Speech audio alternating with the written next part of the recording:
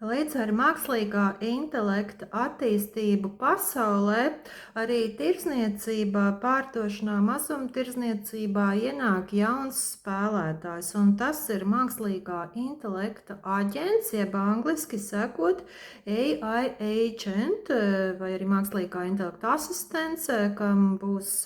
tādas funkcijas ne tikai runāt ar lietotāju, bet arī izpildīt viņa uzdotos uzdevumus, piemēram, pasūtīt picu, pasūtīt kādas mājsaimniecības, higienas preces vai arī sadzīves tehniku no veikala nopirkt vai arī pasūtīt, rezervēt kādas biļetes uz koncertu vai uz viesnīcu rezervēt kaut kur ārzemēs ceļojumam. Lūk, un būs lielas tādas pārmaiņas, tāds pārmaiņu vilnis veļas jau no Amerikas puses uz Eiropas pusi un gan jau arī līdz Latvijai nonāks, jo pavisam nesen 2025. gada rudenī OpenAI, kam ir šis te populārais mākslīgā intelekta rīks ChatGPT, jau paziņoja publiski presē, kad ir jau sācis veikt šīs te integrācijas ar pakalpojumu sniedzējiem, tādiem kā Etsy, ka var iepirkties, un Spotify, ka neizejot no šī te viņu rīka ChatGPT un strādājot jau arī pie integrācijām ar Booking, lai varētu cilvēki, kā saka, pa taisno, rezervēt viesnīcu ceļojumam, turpat pa Ameriku vai ārvalstīs, un tā tad notiek jau arī šī te darbība, ne tikai ģenerēšana,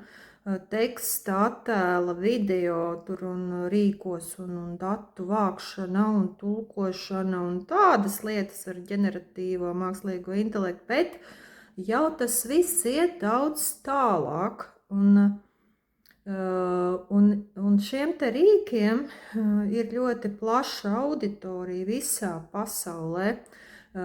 it sevišķi šiem diviem, un OpenAI ChatGPT tie jau šogad ir pārsnieguši 1 miljārdu lietotāju, tātad miljoniem cilvēku visā pasaulē, arī Latvijā lieto šo te rīku. Un savukārt Google Gemini seko pa pēdām 2. vietā, jau pērnā gada nogalē pārsniedz 600 miljonu lietotājs, tad šogad jau dati rādot jau pār pa 700 miljoniem, varbūt vairāk jau ir šie te lietotāji. Un lietotāji saucamie arī, kas paralēli ir arī pircēji, produktu un pakalpojumu pircēji aiziet uz šiem te mākslīgā intelekta rīkiem. Un kā saka, ja būs šie te aģenti vēl aktīvāki, autonomie un asistenti, kas varēs izpildīt šos te uzdevumus, veikt pirkums, produktu vai pakalpojumu, pirkums pat taisnot caur šiem te rīkiem, tad tur arī aizpildīs šie te lietotāji, un vajadzēs arī domāt par, kā nokļūt šo te mākslīgā intelekta aģenta interešu lokā, ne tikai masas mēdījiem, satura veidotājiem internetā, lai kāds viņus pamana, jo vairs googlēt, tik tā nemeklē tās saites vairāk un uz rakstiem un tā tālāk, visu atrod tajos rīkos, kopsavilkumos un analīzēs, un tāpat arī tad komersantiem veikalu īpašniekiem un produktu ražotājiem, pārdevējiem, pakalpojumu sniedzējiem, kaut kur koncerti un tā tālāk, viesnīcu pakalpojumu, restorāniem, kafejnīcām, arī vajadzēs tā kā nokļūt šajos te mākslīgā intelekta rīkos. Šobrīd tie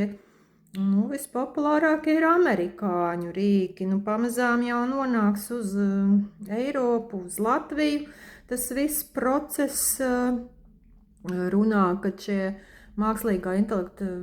kā aģenti drīz vien, kā dati rāda apkopojumi,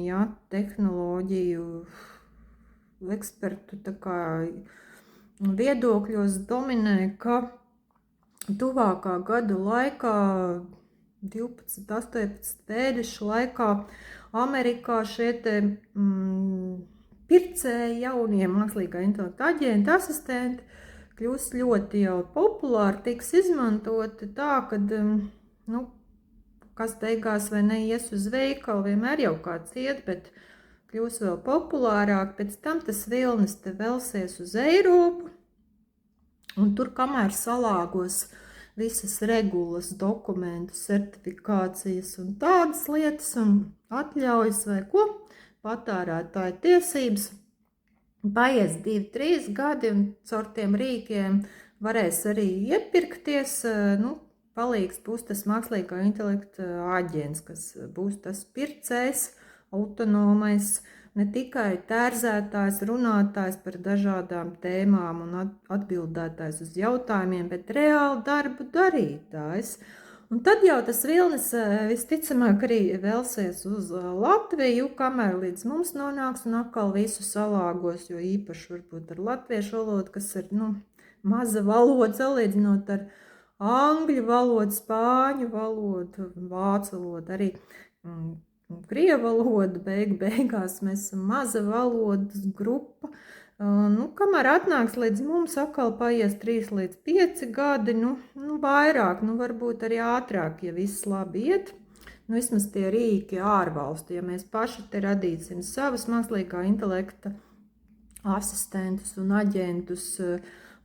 es nerunāju par uzņēmumos autonomijiem uzdevumu pildītājiem, aģentiem, bet, cilvēkiem, patērētājiem, parastajiem privātām vajadzībām, kur izmanto šos te rīkus un aģentus, tad varbūt te mums savi rīki parādīsies ar laiku, vai Eiropas tādi rīki un aģenti. Tad attiecīgi jāsāk jau tagad Latvijas komersantiem, uzņēmējiem, veikalniekiem, pakalpojumu sniedzējiem, e-komercijas nodrošinātājiem internetā, kur var pasūtīt preces, pakalpojums, jādomā, kā piesaistīt tagad jaunu pircēju, mākslīgā intelekta aģentu, kas reāli jau neies fiziski uz to veikalu un neiepirksies vai uz to e-komercijas lapu, varbūt nemaz tik ļoti neaizies, ja nebūs visi izveidots, tā pielāgots, veikta šī te mākslīgā intelekta optimizācija tādā pakāpē, lai tas arī būtu ieinteresēts atrast visu vajadzīgo informāciju, ko lietotājs uzdod. Tā tad nebūs vairs ar svarīgi tik tas SEO, tāpat kā masu mēdīju darbībā, satura veidošanā, bet būs jāveic mākslīgā intelekta optimizācija, geo, jādara šīs te visas lietas, lai nokļūtu arī līdz tiem rīkiem, un tas mākslīgā intelekta aģents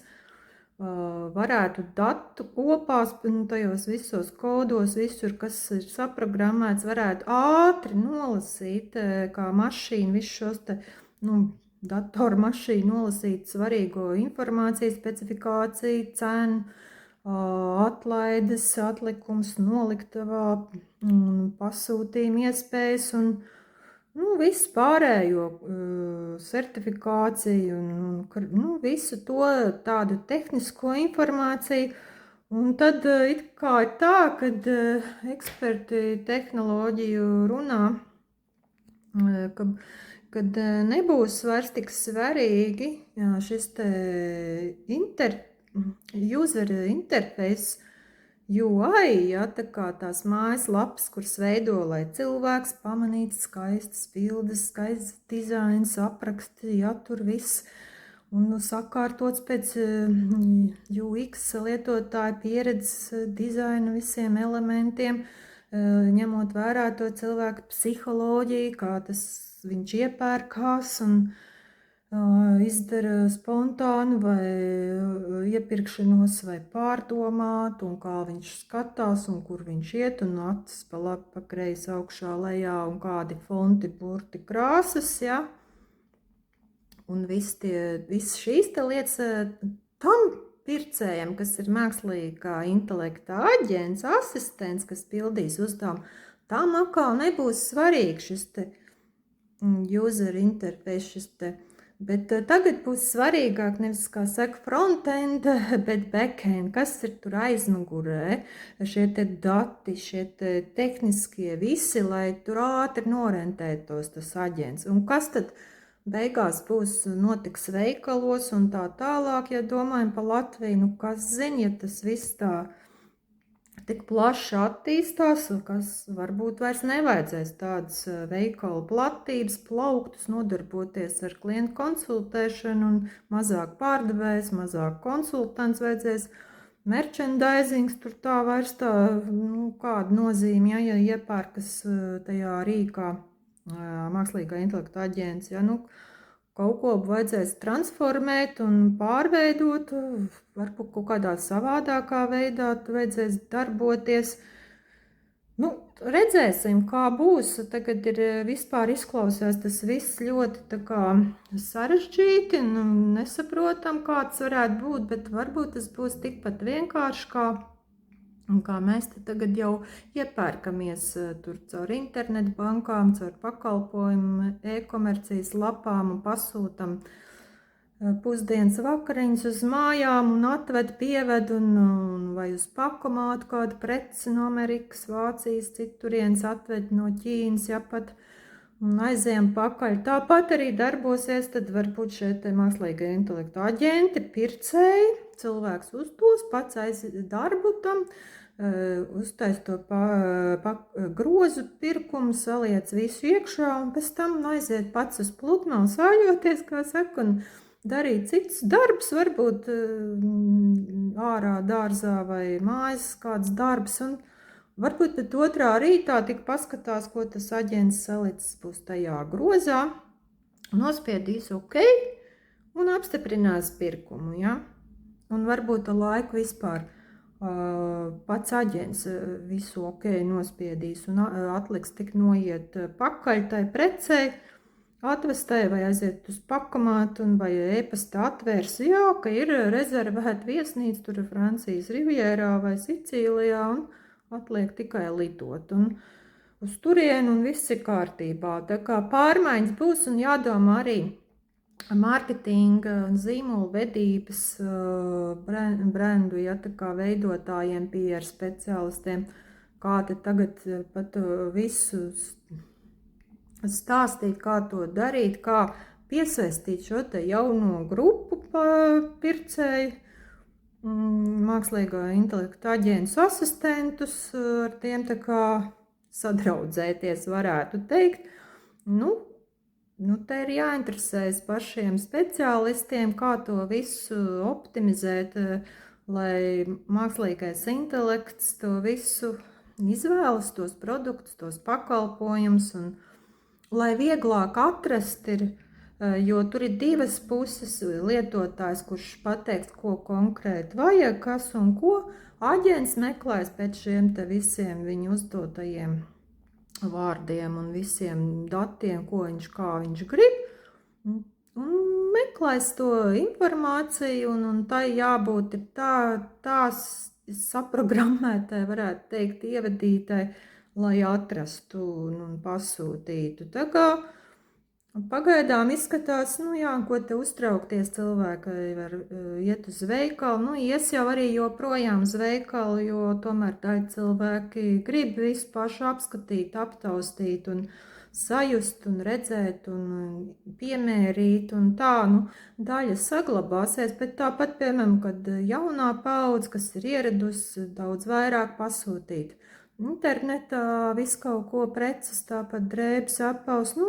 kāpēc viņam jāiet būt kaut kur meklēt pa lapām dažādām? Viņš ieies tajā rīkā un atradīs, lai tas aģents autonomi izdara to uzdevumu un izpildīs. Gan jau tas bezmaksas versijā varbūt nemaz tik daudz nebūs šī te iespēja tiem amerikāņu rīkiem, bet maksas versijā, redzēsim, kā tas viss tiks attīstīts Amerikā. Bet jāsāk par to domāt jau ir tagad,